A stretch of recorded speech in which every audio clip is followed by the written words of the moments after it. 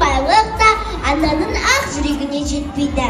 9 ай толғатып өмір бойы баласына махаббатын төгіп өтетін анадан асқан жан бар ма?